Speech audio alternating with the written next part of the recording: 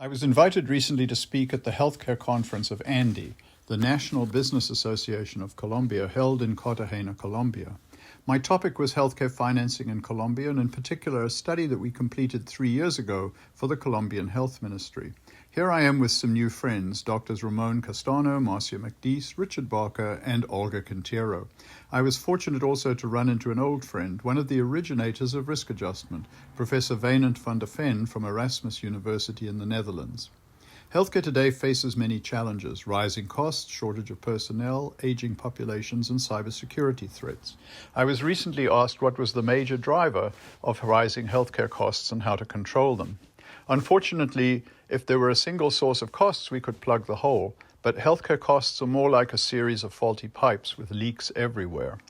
You can see the results in the United States system, where health insurance costs for a family have risen to $35,000 per year, rising 5.3% annually in the last 20 years, twice the underlying rate of inflation. Colombia has made great progress in covering its population, but is faced with the same increasing costs experienced in other countries. Colombia's system operates similarly to the Medicare Advantage system in the United States, with members choosing an insurer that is reimbursed by the financing authority out of tax funds.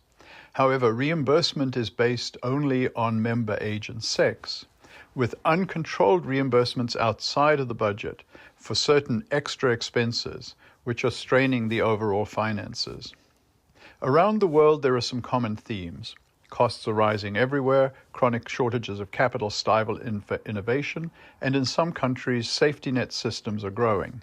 Patients are protected from the market and from price signals, and centralized payment results in political decisions. In many countries, healthcare is becoming a two-tier system.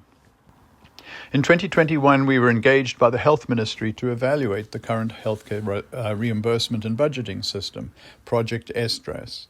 We found that historically the budget was adequate to meet the needs of the population, but payments for members with chronic conditions and for new technologies were straining the system.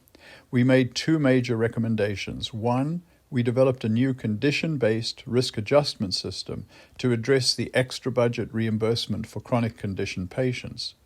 But a risk adjustment system alone, even where the predictions are accurate, cannot solve the budget problem.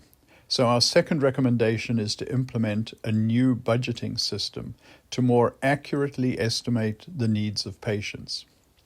We recommend that a neutral authority be established, free of government control, to estimate the needed financing using a projection based on number of patients and projected cost per member per month.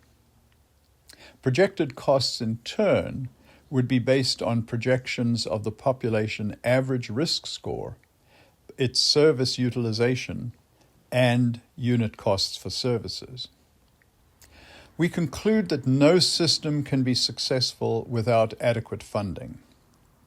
Estimates of funding developed in a neutral authority, such as we recommend here, and decentralized negotiation between payers and providers are likely to result in the best long-term results for consumers. You can follow up with my contact information if you're interested.